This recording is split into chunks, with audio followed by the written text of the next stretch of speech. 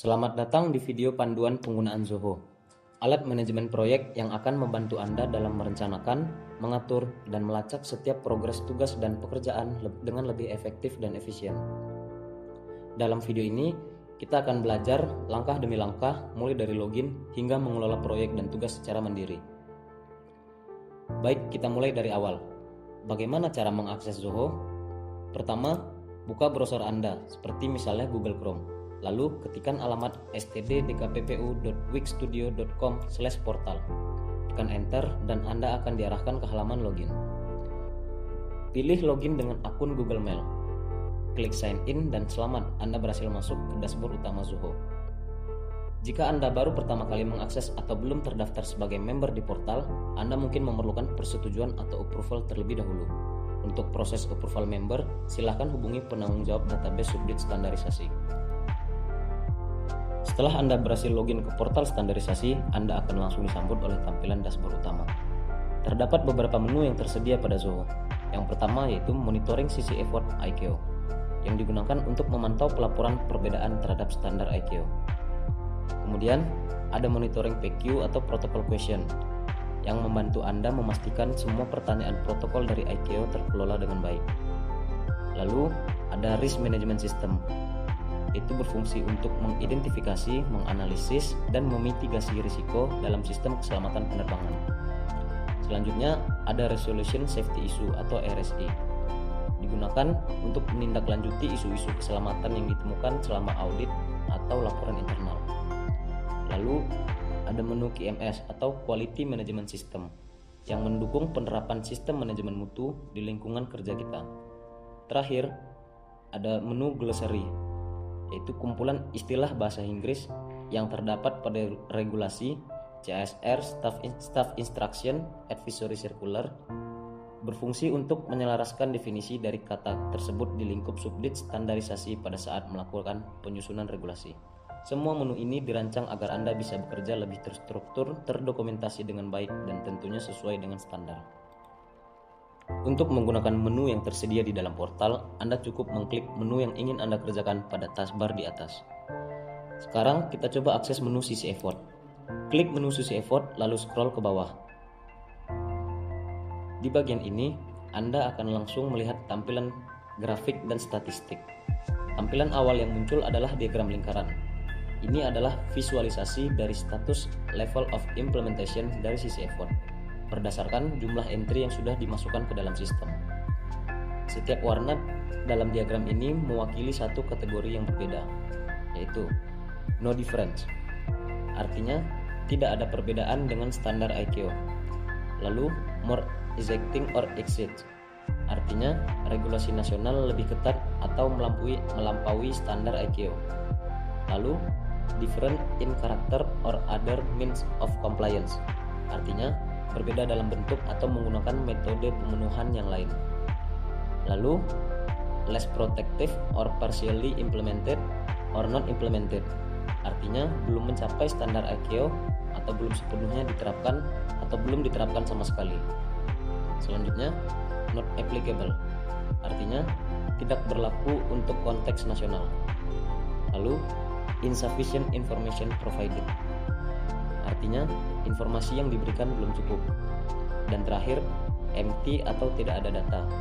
Kategori ini tidak terlihat di grafik, tapi dalam sistem bisa muncul sebagai nol atau entry yang belum diisi.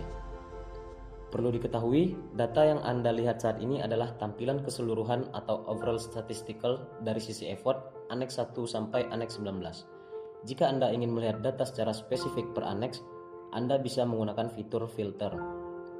Klik icon filter yang ada di pojok kanan atas grafik, kemudian pilih annex yang ingin Anda lihat.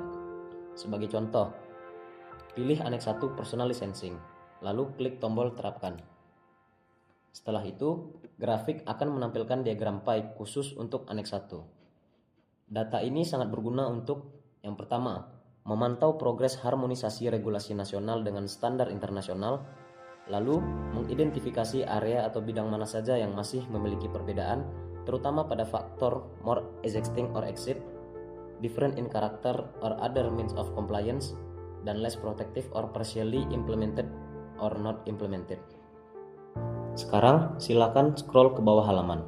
Di bagian ini, Anda akan menemukan tabel all summary, yaitu rekapitulasi dari seluruh hasil input sisi effort yang sudah dimasukkan ke dalam sistem. Tampilan tabel ini berisi data lengkap dari semua aneks, mulai dari aneks 1 hingga aneks 19. Namun, jika Anda ingin melihat data dari satu aneks saja, caranya sangat mudah. Sama seperti sebelumnya, klik icon filter di pojok kanan atas. Icon ini sama dengan yang digunakan untuk memfilter diagram lingkaran pada tampilan statistik tadi. Setelah itu, pilih aneks yang ingin Anda lihat. Sebagai contoh, kita pilih aneks 1 personal licensing. Maka sistem akan secara otomatis menampilkan tabel khusus untuk aneks 1 saja. Sekarang, Anda bisa melihat statistik dan tabel dari aneks 1 secara berdampingan. Ini memudahkan Anda untuk membandingkan data visual dan data numerik secara lebih akurat dan mendalam. Selanjutnya, jika Anda ingin memfilter isi dari tabel summary agar hanya menampilkan data tertentu, Anda bisa menggunakan fitur pencarian lanjutan. Caranya, klik ikon cari atau search yang terletak di pojok kanan atas tabel. Setelah diklik, akan muncul berbagai opsi filter yang bisa Anda pilih sesuai kebutuhan. Sebagai contoh, jika Anda ingin melihat hanya data dengan level of implementation berstatus no difference, cukup klik kolom level of implementation, lalu pilih opsi no different dan klik cari. Tabel akan langsung menyesuaikan dan hanya menampilkan entry yang termasuk dalam kategori no different saja. Fitur ini sangat membantu untuk mempercepat pencarian data dan mempermudah proses analisis secara lebih spesifik. Jika Anda ingin mengedit isi dari tabel, caranya sangat mudah. Cukup arahkan kursor ke kolom yang ingin diubah pada tabel sisi effort.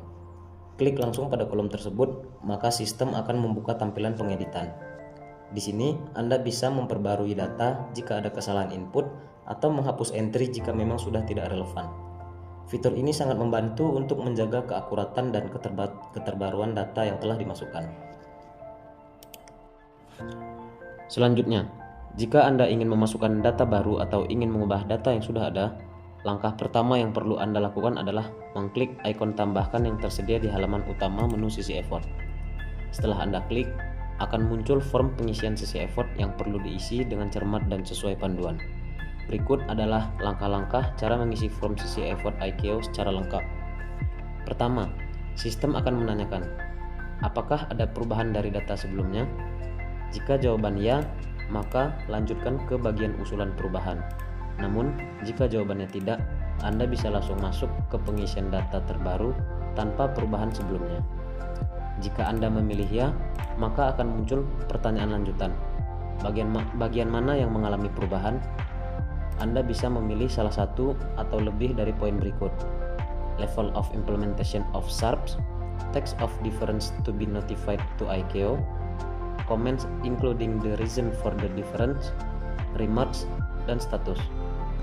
Setelah memilih bagian yang ingin diubah, jelaskan perubahan yang dilakukan dan alasan dibalik perubahan tersebut. Sebagai contoh, bagian yang diubah adalah level of implementation perubahan dari more exacting menjadi no difference. Alasannya yaitu telah dilakukan harmonisasi dengan CASR terbaru tahun 2025. Selanjutnya, Anda bisa mengisi data utama yang dibutuhkan dalam form ini. Yang pertama yaitu aneks. Pilih salah satu dari aneks 1 sampai aneks 19. Lalu aneks reference. Masukkan nomor referensi dari aneks, contohnya 1.2.3. Lalu Standard and Recommended Practice atau SARPs. Tuliskan isi lengkap dari SARP yang tercantum dalam aneks tersebut. Lalu State Legislation or Document Reference. Masukkan dokumen nasional yang relevan. Contoh, CASR Part 61.25 huruf A. Selanjutnya, Level of Implementation. Pilih salah satu dari status implementasi berikut. No difference, more exacting or exceed, different in character or other means of compliance, less protective or partially implemented or not implemented, not applicable, no information provided, insufficient information provided. Lalu text of difference to be notified to ICAO. Jika ada perbedaan, tuliskan teks formal. Contohnya, not implemented. Di GCA Indonesia, not adopted yet. Lalu, comments including the reason for the difference. Jelaskan alasan terjadinya perbedaan.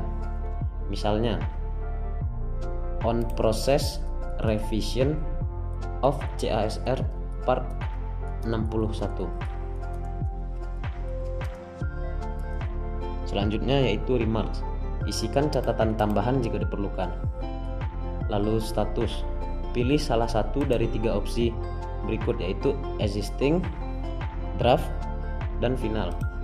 Setelah selesai, klik kirimkan, maka data baru akan masuk ke dalam tabel sisi effort.